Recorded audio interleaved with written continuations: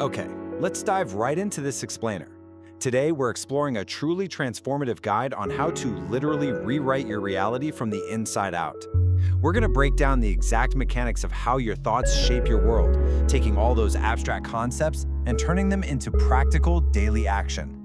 Specifically, we're looking at Dr. Joseph Murphy's incredible 52-week manual. Think of this as your step-by-step blueprint. It's designed to help you harness that infinite power hiding just beneath your everyday awareness. Because look, this isn't just theory, right? It's a week-by-week guide for profound, lasting change. And Dr. Murphy opens the whole thing with some really profound questions like, why is one person sad and another happy? Or, why do some people succeed brilliantly while others, in the exact same circumstances, struggle miserably? Why is one person healed of a so-called incurable disease while another isn't? Well, the answer doesn't lie in luck or fate or external circumstances. To really understand this, we have to look at the underlying architecture of how we process the world. Which brings us to section 1, the 2 levels of mind. So your mind basically operates on 2 completely different levels. First up, you have the conscious mind. Think of it like the boss. It thinks, it reasons, it analyzes. And then you have the subconscious mind.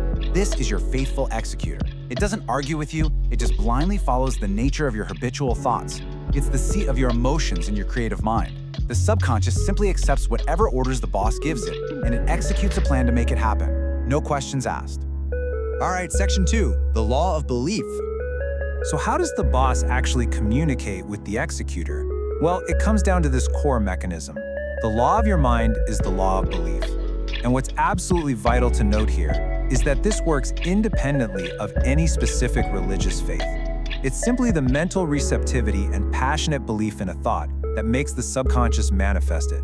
It's actually not about the thing you believe in, but the belief within your own mind that brings about the result. To prove this, Murphy shares this pretty incredible example. He affirmed perfect health for his sister, who had actually been diagnosed with gallstones and was scheduled for surgery. And get this, he was 6,500 miles away. From that distance, he withdrew all thought of her symptoms and just affirmed absolute healing and harmony multiple times a day. After 2 weeks, her x-rays were completely negative. It just goes to show that space and time literally do not limit the subconscious mind's infinite intelligence. Moving on to section 3, your mind is a garden. To help us beautifully visualize how this works on a daily basis, Dr. Murphy gives us this framing. He says, look upon your own mind as a garden. You are the gardener.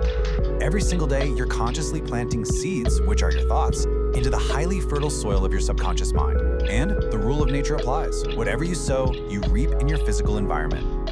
So what exactly should we be planting? Well, if you habitually plant positive, constructive seeds, things like peace, happiness, right action, goodwill, and prosperity, your subconscious is automatically going to produce this glorious harvest of harmony and success. It's like you're projecting these positive images onto the movie screen of your mind and faithfully believing they are your reality right now. Next up, section 4, how to practice affirmations. The absolutely crucial point here is knowing the exact rules for planting these thought seeds so they actually take root. Okay, so here's the framework. First, find a dark, quiet room. Why? Because you have to bypass that critical, argumentative, conscious mind of yours. And the easiest way to do this is in a relaxed, meditative, or even kind of sleepy state where visual distractions are just gone. Second, quiet your mind. And third, recite the affirmation aloud or mentally to really impress it deeply. But there's a vital rule when you're doing this. Always focus on the finished state of freedom. So focus on restoring health rather than curing illness. Never ever give attention to the negative problem. Because if you think about curing an illness, you're actually mentally affirming the illness itself. So cut out all the red tape, use your imagination to picture only the final positive result. And to optimize this, you've got to completely strip away weakening phrases from your vocabulary. I'm talking about phrases like, I wish, I hope, I can't afford this, or I can't do this. When you say I can't afford this, your subconscious takes you literally at your word and ensures you don't have the money. Instead, you need to state your affirmations as an absolute decree in the present moment. Feel the reality of it right now. Remember, you're the boss giving an unwavering order. Which brings us to section 5, week 1, cleanse your mind. Now that we've got the theory down, let's look at the practical application for week 1, which is all about cleansing your mind. Look, modern life is incredibly hectic, right? It's cluttered with meaningless distractions that leave us constantly overwhelmed. So this very first affirmation is designed to cut right through all that noise, calm your mind, and remind you that you were fundamentally created to be joyous.